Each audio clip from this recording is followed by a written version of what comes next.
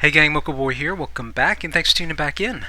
Yeah, we're going to be starting up a new series here, and actually, this is a continuation of some of our earlier material. And if you haven't seen that, check our channel playlist and look for the Valk-o-matic series as well as look for the Warrior Farmer series.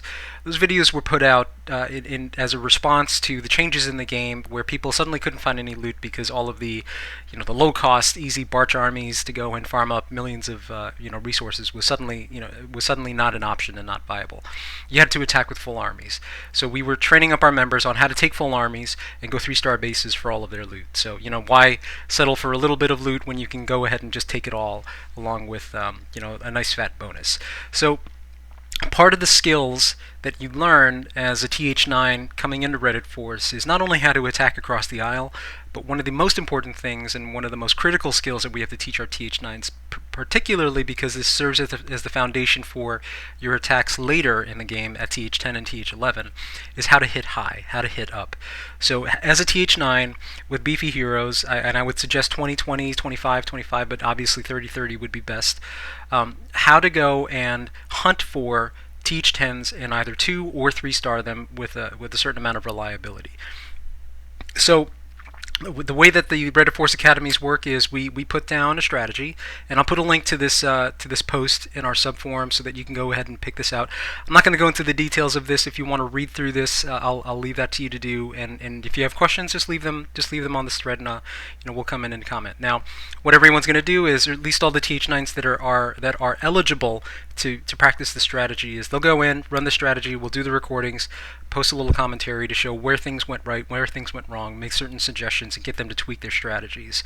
And then the intention here, obviously, is to take these members and then train them up for the bigger attacks that they'll be responsible for later on in the game when they're Town Hall 10s and Town Hall 11s. Because I can tell you, after having run this attack probably close to 500 times now across 3 different Town Hall levels, is that it works from Town Hall 9 all the way on to Town Hall 11, and it only gets more deadly the higher you go. So again, take a look at this description, take a look at this post, and if you have any questions, just leave them in the comments there. But for right now, what we're going to do is we're actually going to take a look at a couple of the replays to show you where a couple of our members are at. So let's take a look at those. So the first attack is going to be coming in from Mercutio, and he's actually, one of the earlier, I guess, graduates we could call him from the TH9 Academy versus TH10. So he actually has some experience with this, and it's great that he can come in and show, share some of his experiences. And the way that these attacks always open up is, at least the guidance that I give our members, is to make sure that you can put the AQ on a path to take out at least one of the air defenses. Now, in lieu of that, on a base like this with single target infernos as well as air defenses that are embedded inside the base, it's a little less important. What you do have to do, though, in this particular case, is to get her moving in a direction towards the coring squad.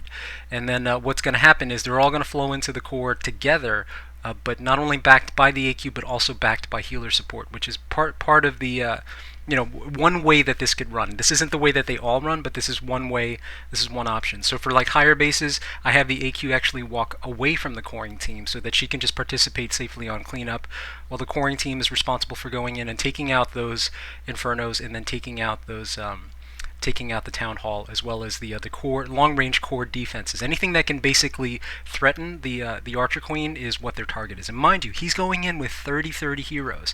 This is a TH10 with TH9 defenses, so this is a pretty good place to start.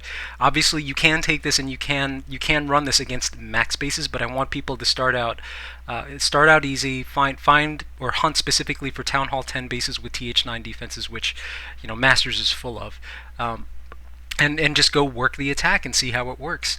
Now he actually, he was only supposed to go in and 2-star this base. He actually came pretty damn close to 3-starring this base. He just ran out of time.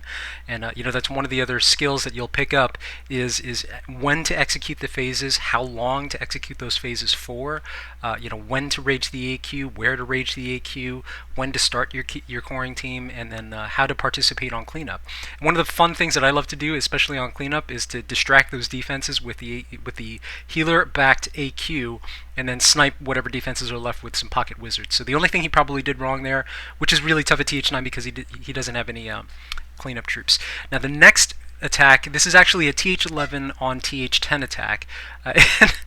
But he didn't have his Grand Warden, so for all intents and purposes, this is a max TH10 attack, and this kind of gives you a peek into what you can do as a Town Hall 10 running this attack with maxed Valks. And what's pretty hilarious about this is that he actually went into this attack, with missing one of his earthquakes. So despite that, he was still able to go and 3-star the base, but that's primarily because he had his 40/40 hero. So something, this is definitely something to look forward to. Now, one of the key things here, as you can already see, is that he's taken his AQ and he's taken out he's put the AQ on a path to take out that first air defense. He's taken his coring team, who's going to take advantage of that funnel, but then they're going to be responsible for taking out the other air defense. The only thing that they didn't do, and this was due to a wall breaker misdeployment there, was they were supposed to take out the second air defense. But with that funnel created, those Valks have nowhere to go except for in the core.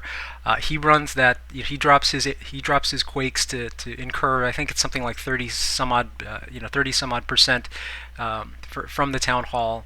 Because those Town Hall 11 Town Halls are something like 6,000 hit points, so 30% of that is a really, really big deal.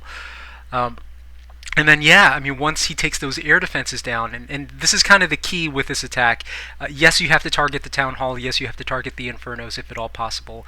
Expos are a bonus, but really the key to making this work, to pushing through the back end of this attack, is to take down all of the air defenses.